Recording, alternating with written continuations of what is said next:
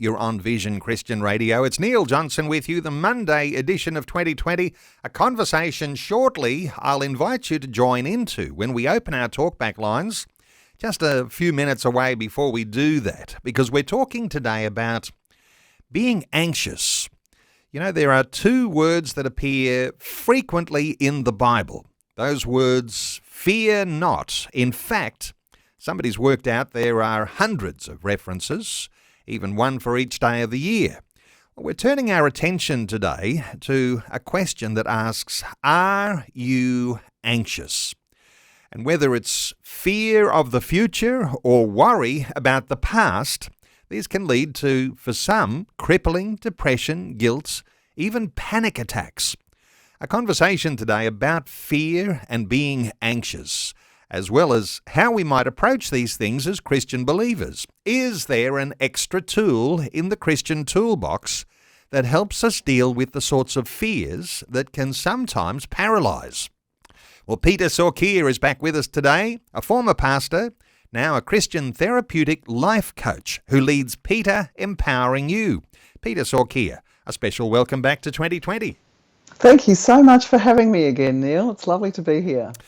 Hey, Peta, let's start just with some clarification, I think, because fear, anxiety, people wonder about there's all sorts of different sorts of fears, even different depths of fear.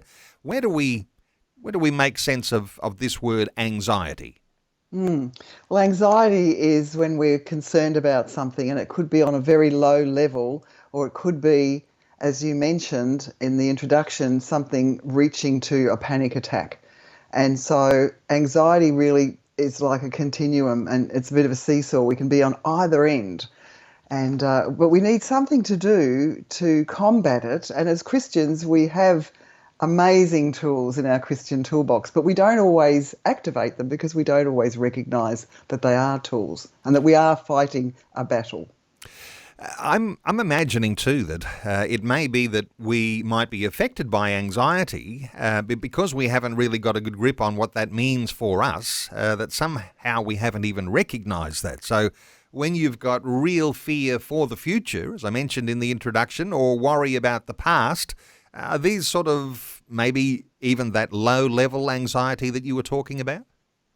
Yes, we could just be thinking about tomorrow and how we have to do A plus B plus C to get to D, and we find ourselves ruminating a little bit on that. So that's a low level, but it's still a form of anxiety because we're not enjoying our present moment. And then there's that tomorrow. Or we could be thinking about yesterday, I wish I'd said this when so-and-so did that. If I'd done it that way, that wouldn't have happened. And then our relationship would be a bit better. Next time I'll have to do that. So yes, we're learning from it. But if, again, we're ruminating, which means we're going over and over, we're thinking about it constantly or even often, that is a part of anxiety too. And again, it's taking us away from our present moment, which isn't a good thing, Neil. Losing sleep at night, staying awake, and your mind is never resting, and challenging times ahead for a lot of people. I mean, just if you pick up some sort of an example, a cafe owner whose expenses now are starting to outweigh how much is coming each week, and worries about money. All sorts of things that are going on right now. Those people who are challenged with their mortgage rates going up and wondering if they can hold on to the rental property or whether they might be the next homeless living in a tent in a park. All of these sorts of things. I imagine this is where we're talking about, where anxiety really can bite. Yes. And certainly at the moment you mentioned some examples of cafe owners and mortgages and rent, and certainly that's where we're living today, isn't it, in this society where money is very tight, the cost of living is increased, and so how do we pay the bills? How do we find the money? What do we do about the money we've got? Where do we spend it? So that's something to really get anxious about. There's a lot in this world right now to be anxious about and to fear and to be concerned about. You know what? Even on an international scale, Russia's invasion of Ukraine and the potential for nuclear war. As I reminisce back to, say, the 1970s, 80s, and I was around then, and, I suspect you were too. I was. People were at one point, they're really afraid of nuclear war. That doesn't seem to be as big a fear right now, but people are even more afraid of what they perceive as a significant climate crisis. So there's all sorts of things. These things are not just local to us, personal to us, family to us, but they're all sorts of things that are affecting us whenever we're exposed to the news headlines. Yes, that's the big picture. So there's the micro picture, there's our world, and there's concerns there, and there's our environment. Yes, there's we need to do something about the world and our environment and the sea and the pollution. And then there's the international concerns, and it is such a concern when we think about and we turn on the news, Ukraine. And I think I read somewhere recently how many wars there are happening right now. There's a phenomenal amount. I think of 20 or 30 wars are being fought right now. It's not just Ukraine, that's what we see. So you don't have to look far, Neil, to find something to worry about. That is for sure.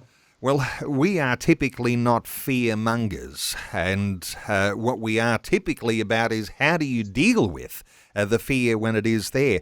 Is there a tipping point, do you think, Peter, where you might be thinking, well, of course, I have some anxiousness because, well, isn't that just a normal way of, being part of a family, holding down a job and having responsibilities? But at what point do you think there's a tipping point where you tip over and you start to have some bouts of depression, or you're feeling guilty about what you should have done but you didn't do, or you're having panic attacks? Is there a tipping point? Is there something you should look at?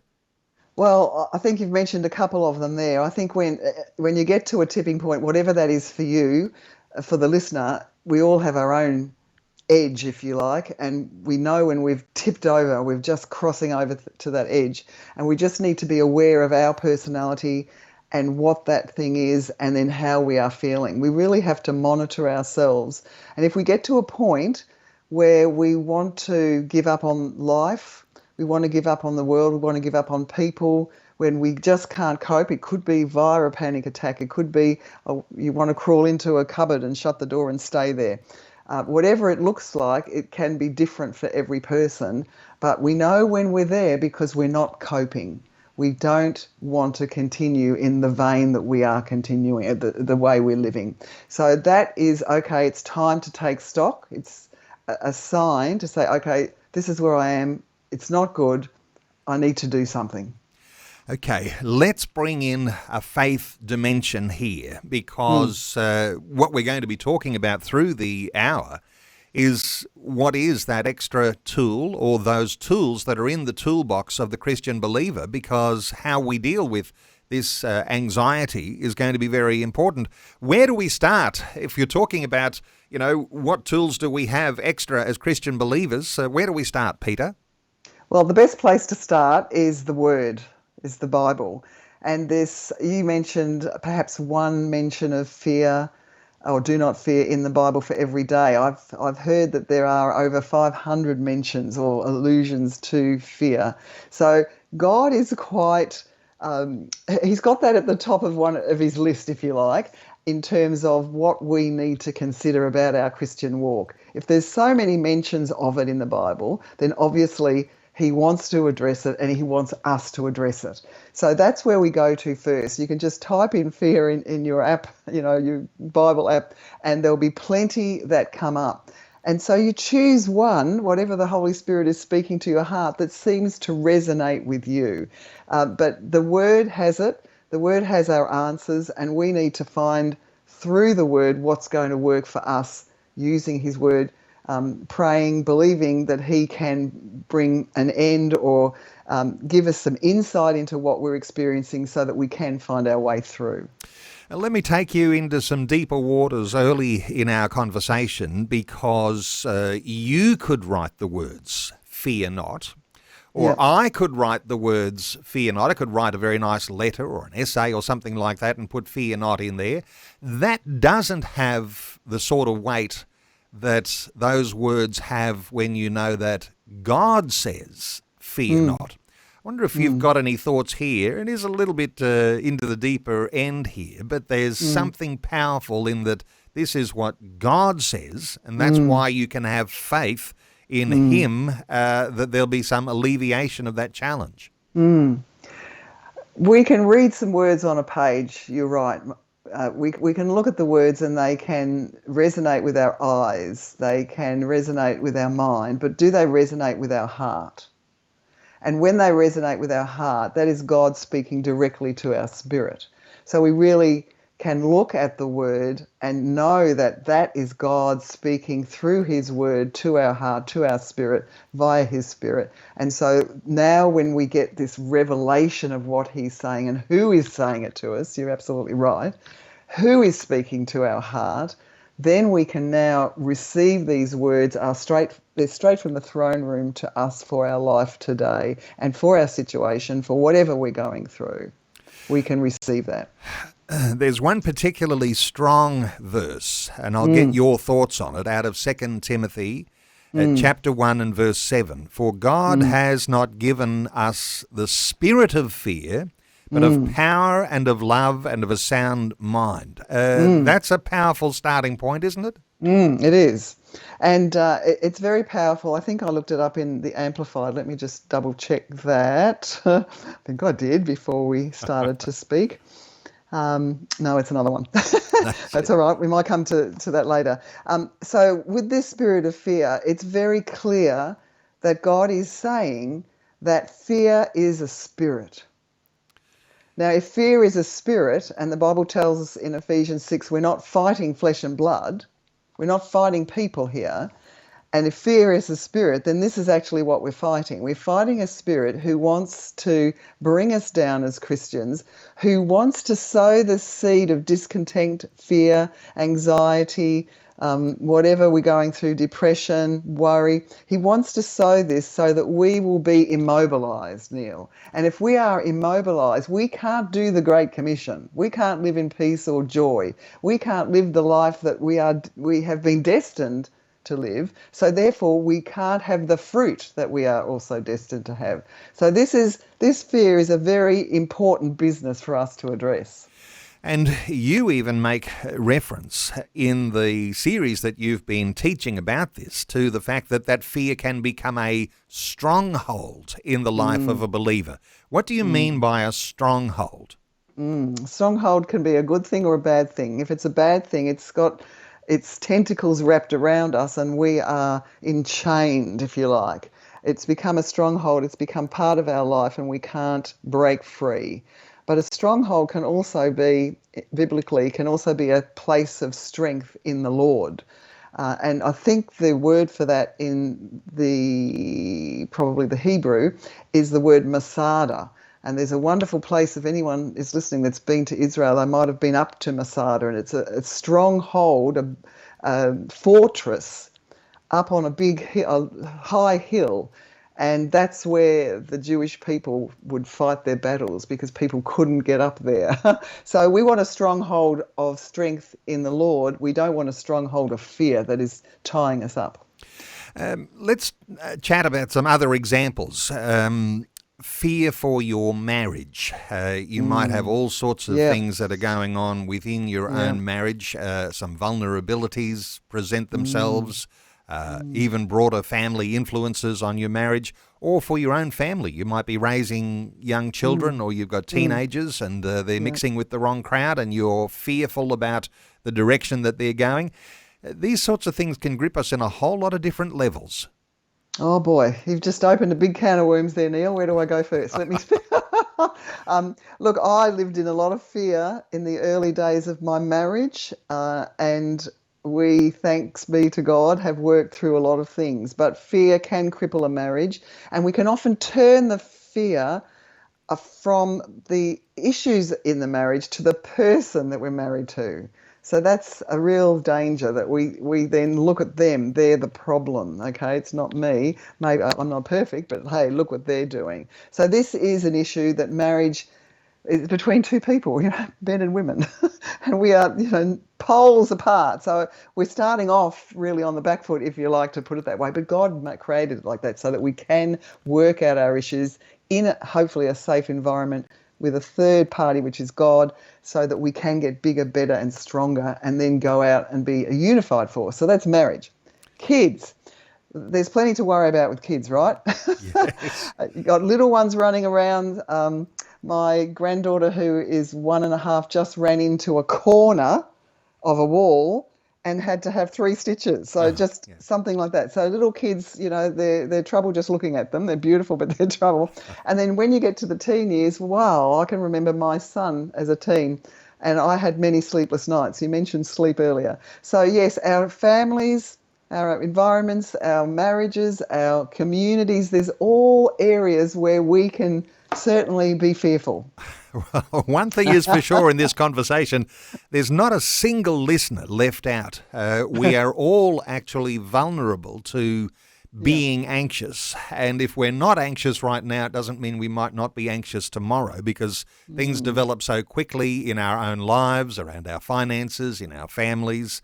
So I want to invite listeners to join into our conversation. You might have your own thoughts, you might have your own remedy for dealing with these sorts of fears. You might have your own testimony of how God has moved powerfully in your own life around issues where you could have been gripped by anxiousness.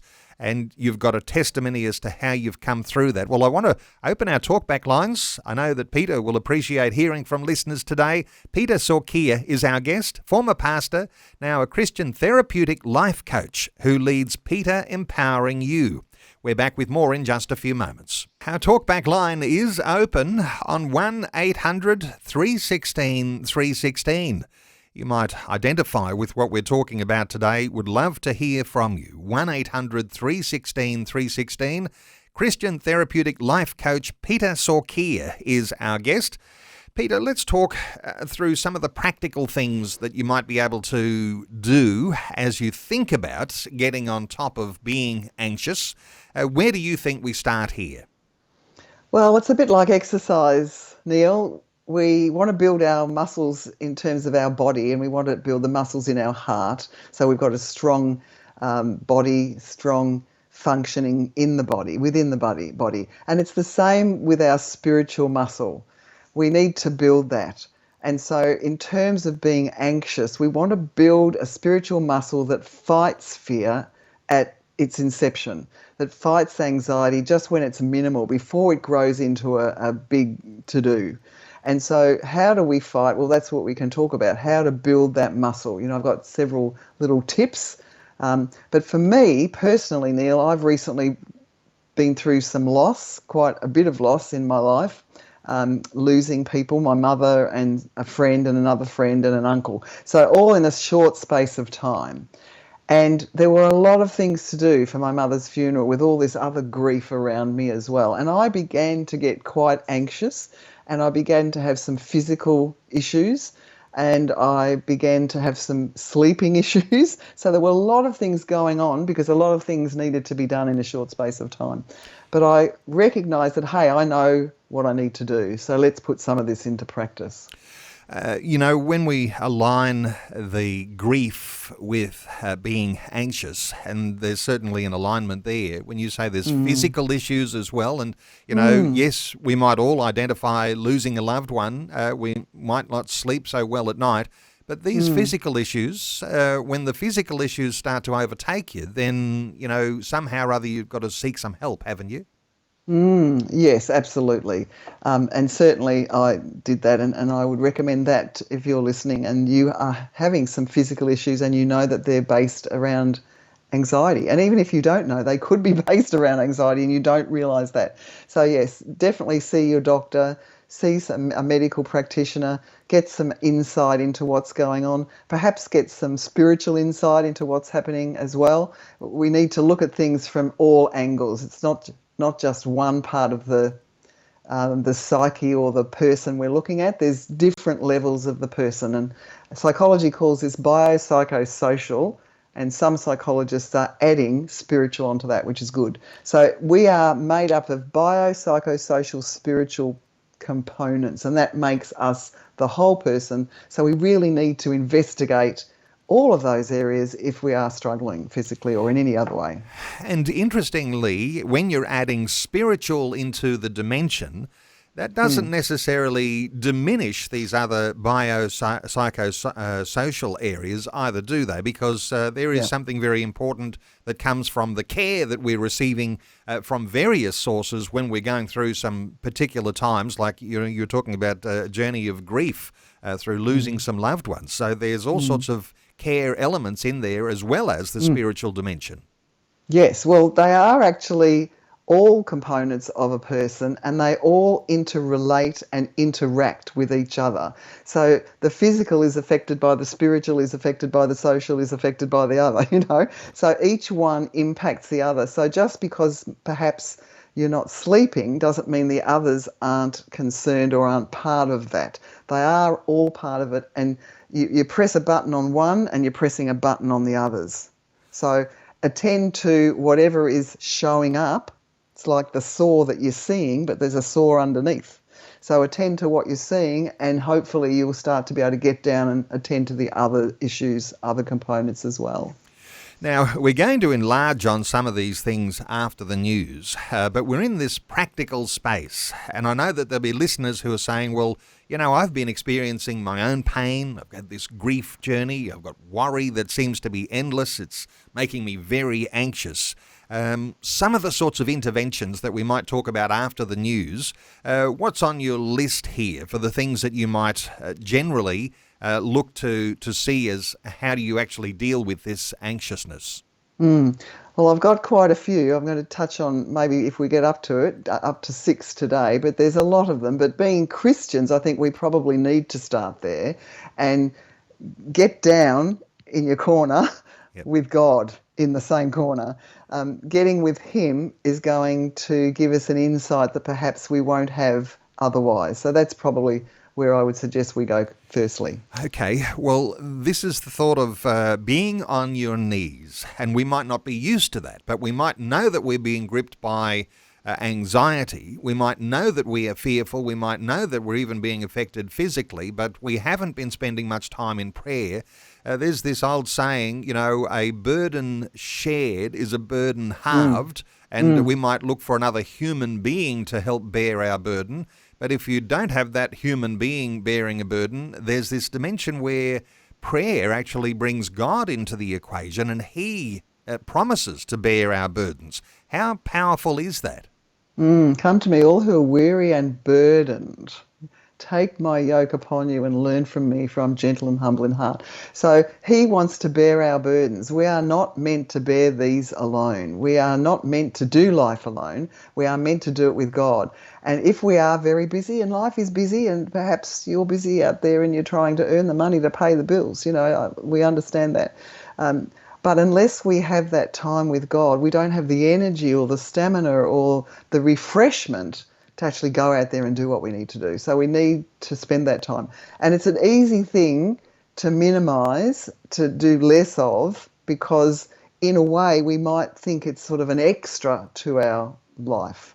But it really is the core of who we are. We are spiritual. God created us. He created us to be in communion with him and in relationship with him.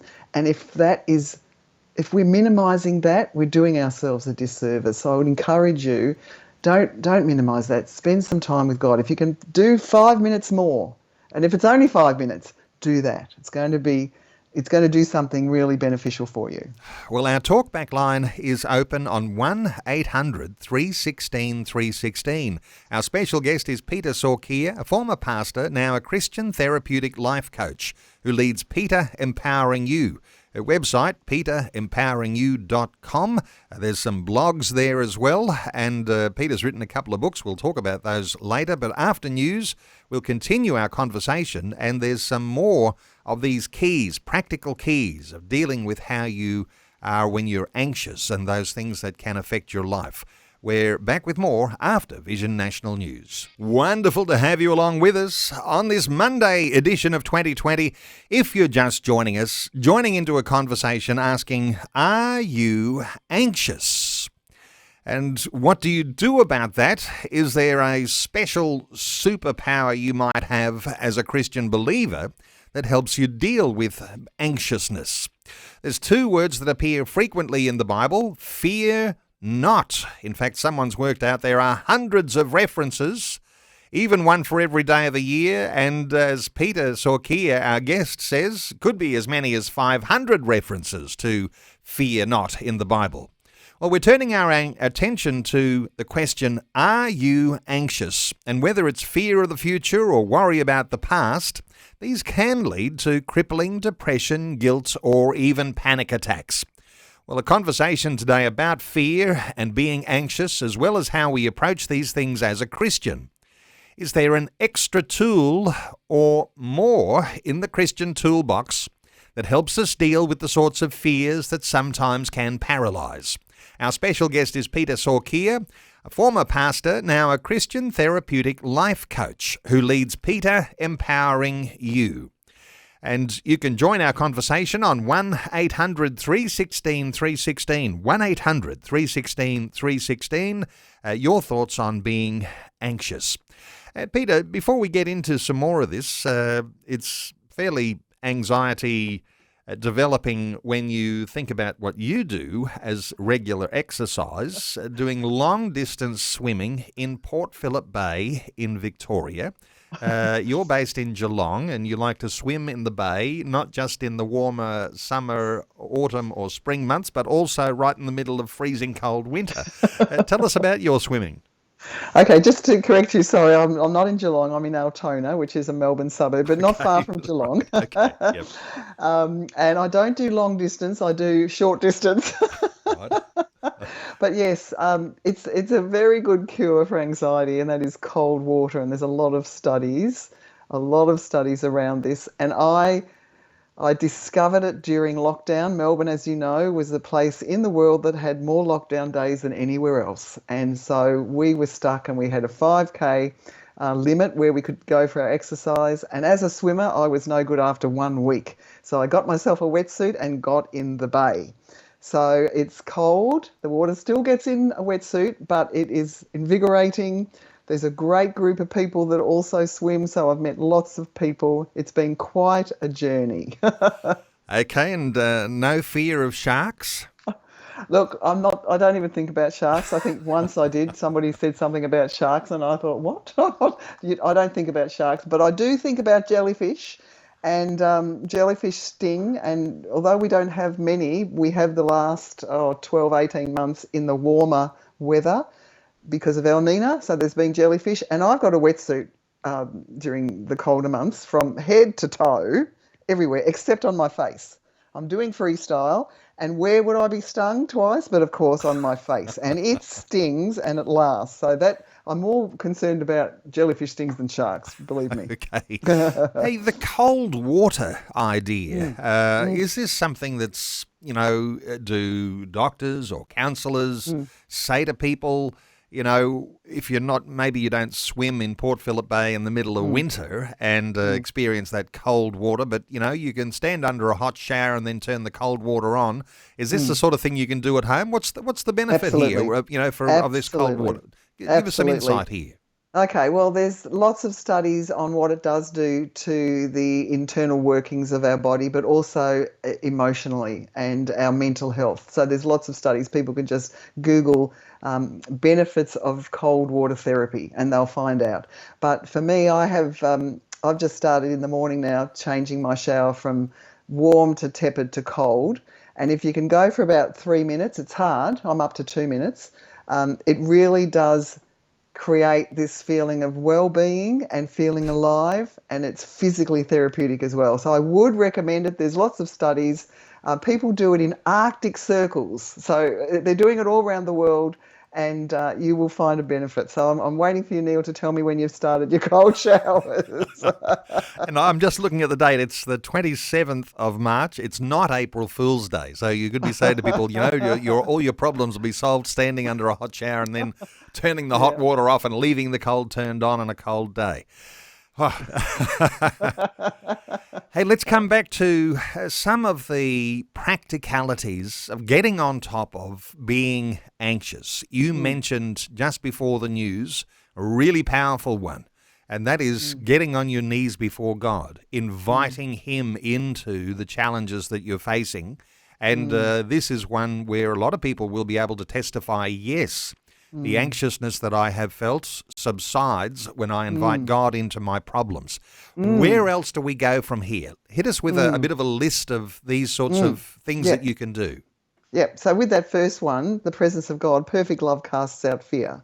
We're told that and we know that. So that's absolutely an essential component of our toolbox. Then there's generosity. Lots of studies around what happens to us when we are generous. We actually receive something in return which impacts our well-being. So that's another one. Another one is being anxious about time and learning to manage our time so that we are living in the present moment. And another one would be self-care. We are taught to love our neighbours as ourselves, but we sort of put the ourself down the bottom somewhere. Love God, love our neighbour as ourselves. But no, love our neighbour as ourselves. So actually we need to love ourselves. So self-care is really key. Friends, nurturing friends in your world, having a group of friends that impart to you, that's pretty awesome. And number 6, which I've just tacked on, it's a new one, that is get the person inside you out. We'll get to that one. Okay, all right. We'll hold the thought on that. Let's Right. come back to some of these and maybe a thought or two on the one you mentioned, giving, being generous. Now, this is an interesting thing because Christians are encouraged to give. If you go along to a church service, somebody will pass an offering bag around or you'll be giving Yes. online somehow like that. The giving aspect, the generosity, even if you're under pressure, does that alleviate anxiety? Is this a little bit like a practical expression that you might have when you're on your knees inviting God in? Because if you're giving to God, you're inviting Him in. How does this work? It depends on the heart. If we give cheerfully and if we give knowing that God is our source, our provider, our Jehovah Jireh, if we give in that way in confidence, then that will relieve anxiety. If we give and feel more concerned about our giving, it won't do anything for our anxiety. And in fact, it will increase it. So it really is about the heart here. Watch how you give. And look, the way to do that is to just seek God before you give. What should I be tithing, Lord, at this point when things are so tough? I've done all the sums and I don't know if I can do that. God, what are you saying? Maybe God's saying give more. But whatever you feel, that's where the peace is, and then you can give cheerfully, and that will make a difference. So give, tithing, generously to others in your world. Give whenever you can, and honestly, the benefits to you are enormous. Okay, you're feeling anxious. You mentioned, loving God. That might be a part of what you do if you're getting down on your knees, loving others. You said love yourself, loving Yes. ourselves as a sort of a remedy here for some of this anxiousness. What do you mean by that? What I mean by that is self-care, and we care for ourselves when we love ourselves. And if we don't love ourselves very much, it's very hard to put ourselves somewhere on our priority list to look after ourselves.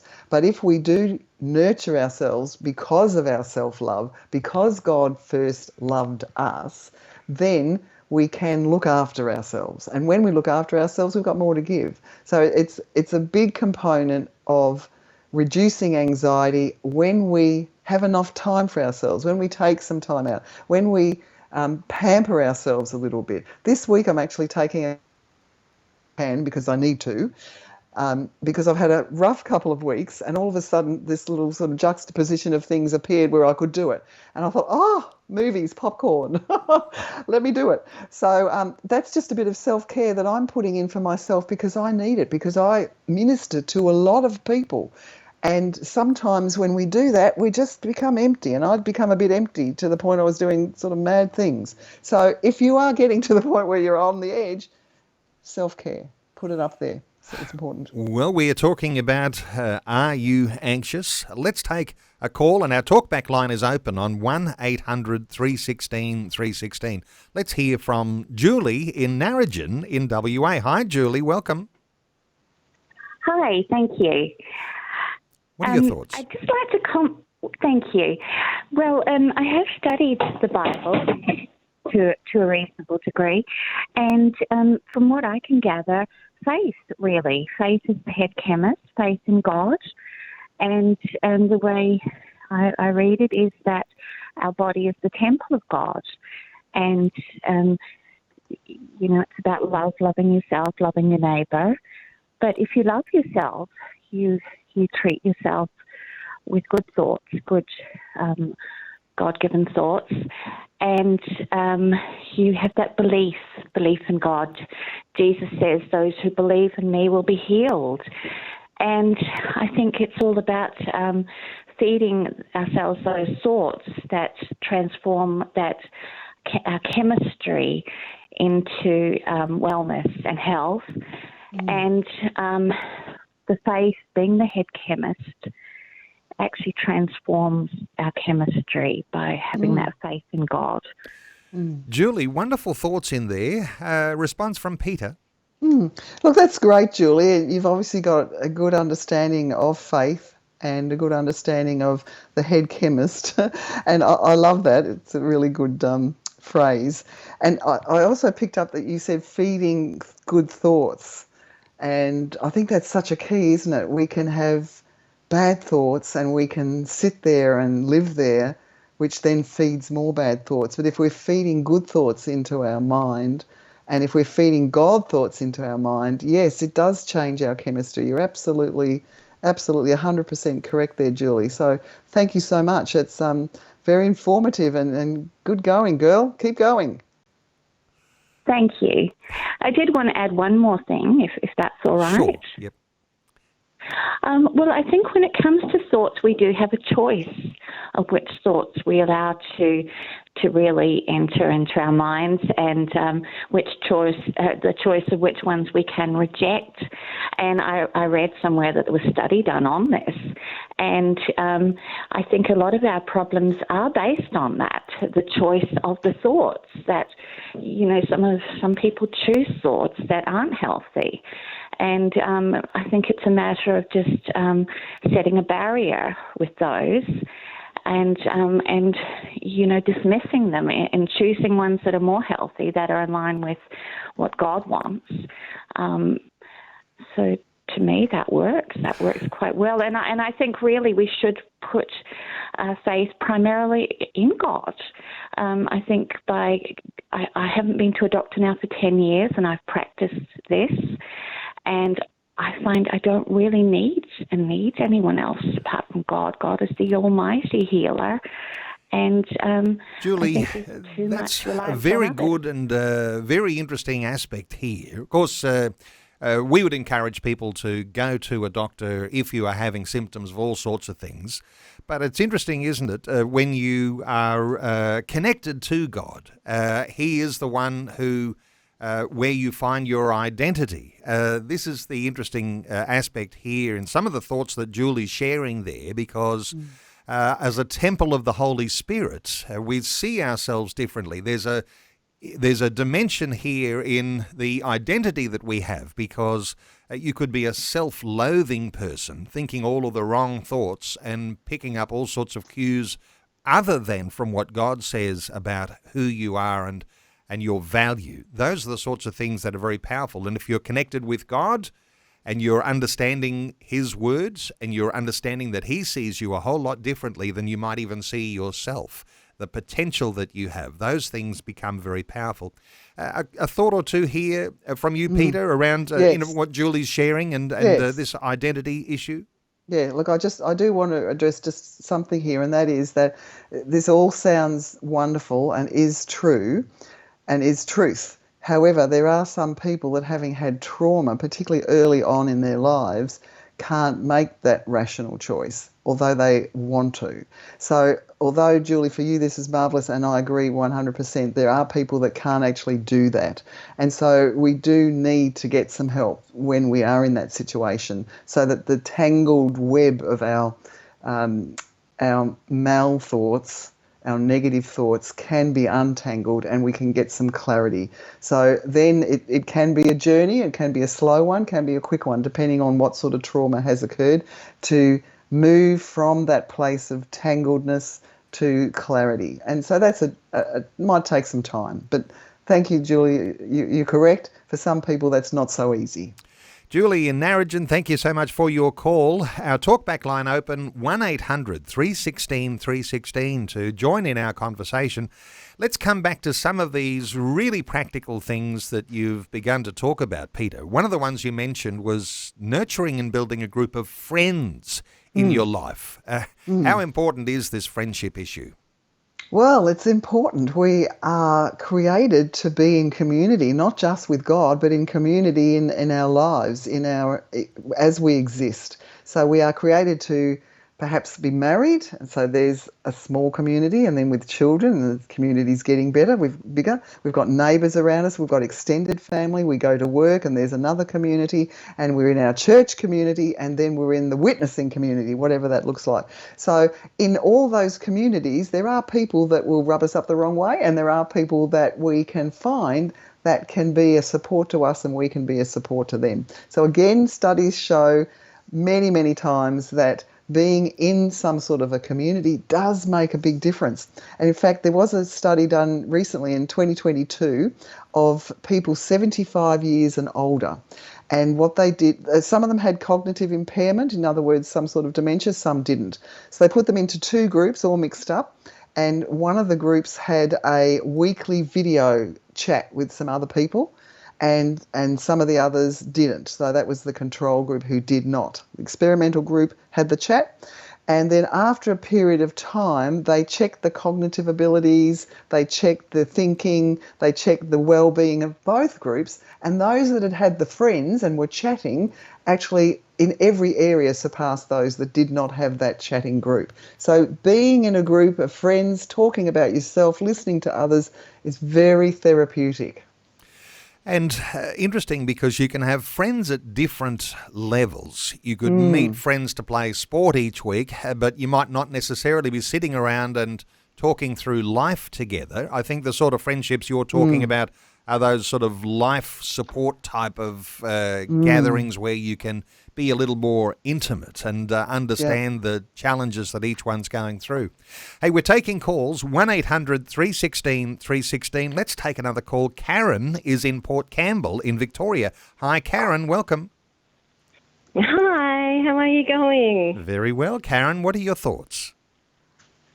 Yeah, just really enjoying the program while I was working.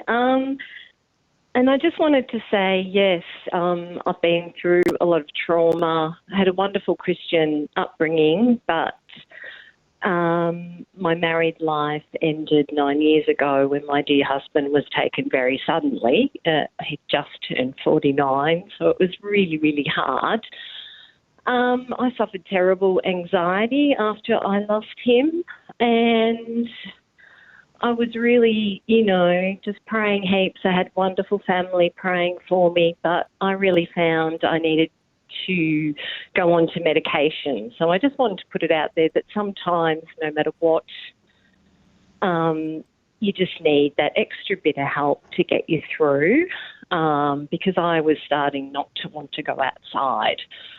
And it was just a really, really tough time for me. And then, of course, when COVID hit on top of it, being alone and being isolated was really hard. So until you get out, but I ended up with great help. I joined a Zumba class 3 years as a widow, and I got a great circle of friends and started having fun again. And that just put a smile on my face. And I just thought, yep, I've got the joy of the Lord back again, which is fantastic. But he did help me through those dark times. But gosh, it's tough. It's really, really tough. Karen, And I still miss my dear man every day. I'm sure you do. Thank you so much for being courageous and giving us a call today. Peter, what are your thoughts No for worries. Karen? Oh, Karen, my heart goes out to you at 49. It's too sad and it's so unfair, and we wonder what God's doing, but God has a plan, whatever that is. And I certainly can understand that, yes, you needed to get some help. You were getting to a point where you couldn't get out or didn't want to go out of the house. So, yes, you definitely needed to get that help, and you got that help. And I don't want anything that I'm saying to in any way make people feel that they shouldn't have medication. Look, we live in a time and a place where we can get some chemical help if something is going askew in our mind and our brain. So yes, we can live at this time and take advantage of that. There's some wonderful doctors, some wonderful science out there to help us. So if we need to do it, we need to do it. And we take medication under doctor's orders for as long as we need to, and then wherever possible, if we can, we start to come off it if we can. So that's sort of my take on it, and I'm so glad that, yes, you were very courageous to bring that up today and to add that to the mix, because it is a very important thing that we do need to, as Christians, not just poo-poo the medical profession. God put the medical profession there. We are very blessed to have it, and we utilise it. We don't want that to be perhaps always our first port of call. Perhaps God is our first on the way to the doctors, I don't know.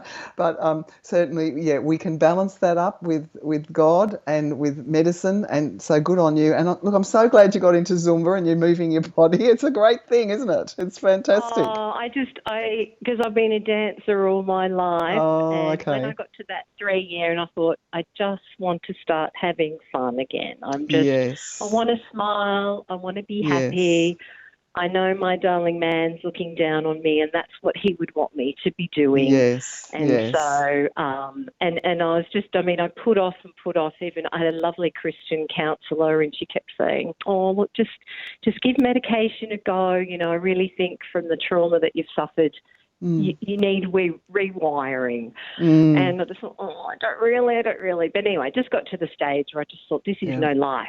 That's right. I'm a young lady. I want to get out there, and good on you. So I did, and life's still hard, but I've got so much joy, and I've been so blessed now with 4 beautiful grandchildren in the last 4 years, and it's So I just wanted to put that in for the people who may be really struggling, as I was.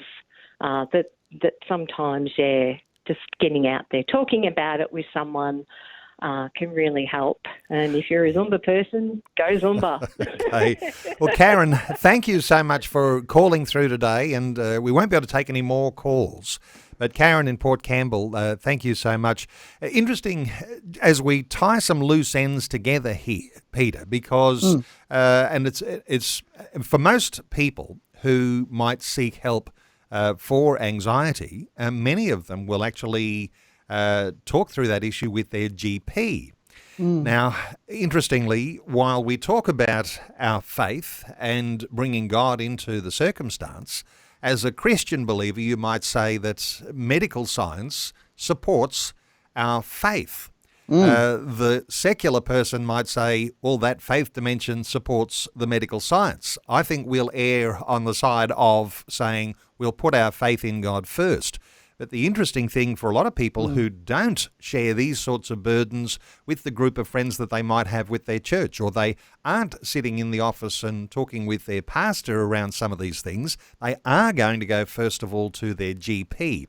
That may not even be a bad thing, but the faith dimension in all of this is what we're talking about today. The Christian person has these extra tools in a toolbox.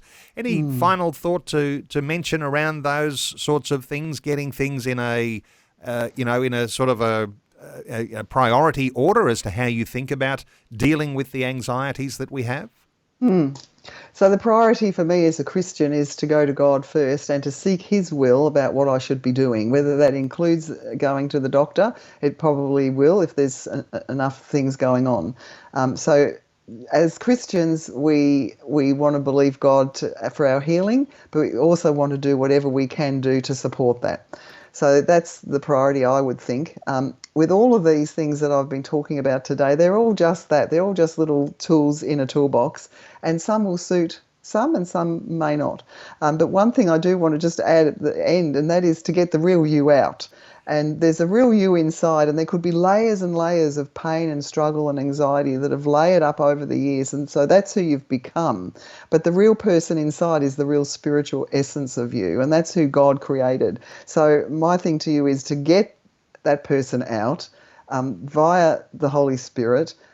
Fight on the level that you understand that fear is a spirit.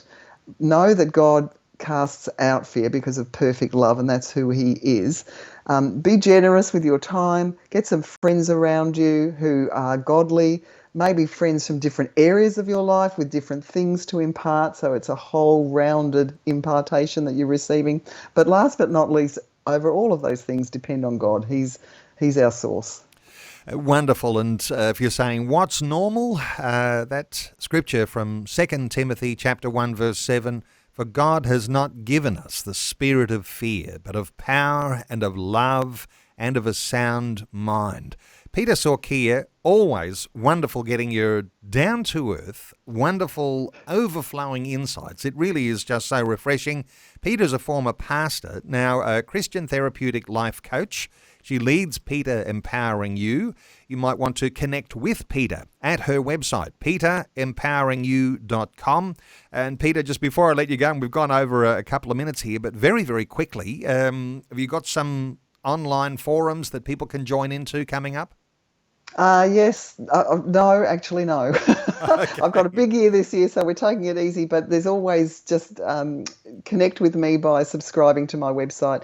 You will receive blogs. I don't overwhelm you at all, maybe 1 or 2 a month. And that way you can connect with me. We can have a chat. There's also daily gems and amens that come straight to your phone, so you can connect via my website there too. So love to hear from you.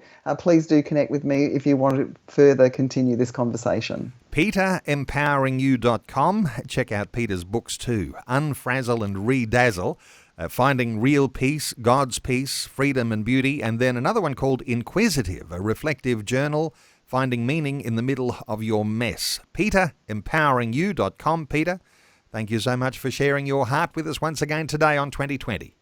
Thanks so much for having me, Neil. It's been a great pleasure.